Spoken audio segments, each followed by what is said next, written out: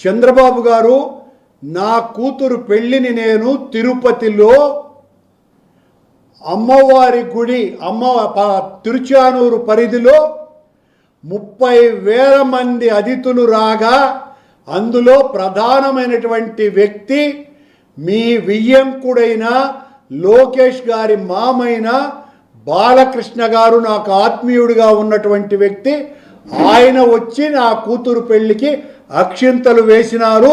అలాగే మీ తమ్ముడు, నా స్నేహితుడు నారా రామ్మూర్తి నాయుడు కూడా ఆ పెళ్ళికి వచ్చినారు. ఆ పెళ్ళికి ఆనాడున్నటువంటి దాదాపు 13 మంది హైకోర్టు న్యాయమూర్తులు వచ్చినారు.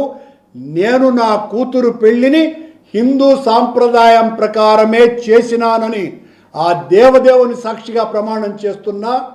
నా వియ్యంకులు చేసినటువంటి పెళ్ళికి నేను నా కూతురు తండ్రిగా హాజరైనాను. ఇక్కడేం దాచుకొని నేను మీలాగా అబద్ధాలు చెప్పేటువంటి మనిషిని కాదు.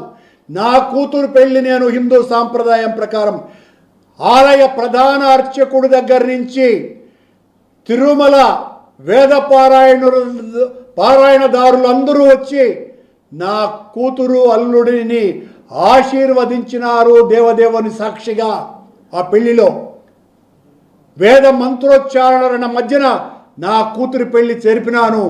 మీరు శాసనసభలో ఆ ఫోటో వేసి నన్ను క్రిస్టియన్గా మీరు చూపిస్తే, చంద్రబాబు గారు ఇదిగో మీరు బైబిల్ పట్టుకొని ఉన్నారు, మీరు బైబిల్ పట్టుకున్నారు కాబట్టి నేను క్రిస్టియన్ అంటే,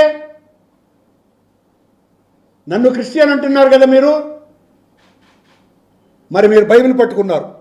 ఇదిగో 1 కాదు 2 కాదు, సాక్ష్యాలు కోకొల్లలుగా ఉన్నాయి. కోకొల్లలు.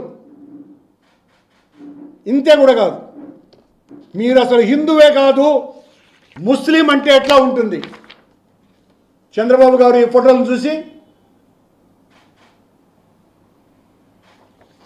మరి పవన్ కళ్యాణ్ గారి 3వ భార్య ఓ క్రిస్టియన్ కదా, మరి పవన్ కళ్యాణ్ గారు సనాతన ధర్మ పరిరక్షకుడిని పెద్ద హిందువునని చెప్పుకుంటున్నారే, మరి ఆయన్ను క్రిస్టియన్ అనండి. మరి నన్ను ఎలా అంటారు క్రిస్టియన్ అని?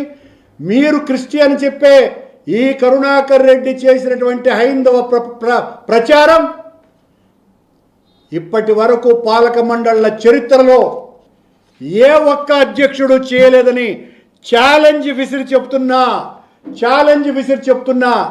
నా సవాలును స్వీకరించి మీరు ఎవరు పంపించినా మీ పాలనలో హైందవ ప్రచారం ఎలా జరిగింది, నేను ఎలా హైందవ ప్రచారం చేసినాను అన్నటువంటి విషయాల్ని సుస్పష్టంగా చెప్పదలుచుకున్నా.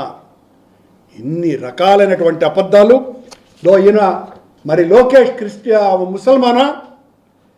చూడండి ఎంతగా ఆయన వంగి ఏ రకంగా ఫోటోలు. మరి ఇన్ను ముస్లిం అనాలనా? లోకేషా సలాం బాయా? అసలాం బాయా ఆయన.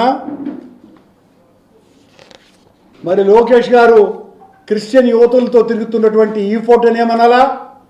క్రిస్టియన్ అనాలనా? పచ్చి అబద్ధాలు మీరు ఎన్ని చెప్పినా కల్తీ నెయ్యికి మూలాలు మీ పాలనలో ప్రారంభమైనాయి. మీరు అలాగే మేము నిబంధనల్ని సడలించటం ద్వారా ఈ కల్తీ నెయ్యి ప్రవేశించింది అని చెప్తున్నారు. నిబంధనల్ని సడలించటం ద్వారా వచ్చినటువంటి ఒక్క ఛాలెంజ్, మళ్ళీ ఒక్క డైరీ సంస్థను చూపండి. మీరు నిబంధనల్ని మీరు కఠినతరం చేసినప్పుడు వచ్చినటువంటివే. Indapur dairy, Harsh fresh dairy అని పిలువబడేటువంటి బోలే బాబా డైరీ కూడా నేను టీటీడీ అధ్యక్షుడైన తర్వాత నిబంధనల్ని కఠినతరం చేసిన తరువాతనే ఏఆర్ డైరీ అన్నది కూడా వచ్చింది. అంటే సులభతరం చేయటం మూలంగా ప్రయోజనం పొందినటువంటి డైరీ సంస్థ ఒక్కటి కూడా లేదు. దీన్ని మీరు నిరూపించాలా ఛాలెంజ్ చేస్తున్నా. నిబంధనల్ని సడలించడానికి కేంద్ర ప్రభుత్వం తీసుకున్నటువంటి ఆర్థిక విధానాలు మాత్రం తప్ప మరొకటి కాదు. తద్వారా లోకల్గా ఉన్నటువంటి సంస్థల్ని, స్టార్టప్ కంపెనీలను ఎంకరేజ్ చేయాలనని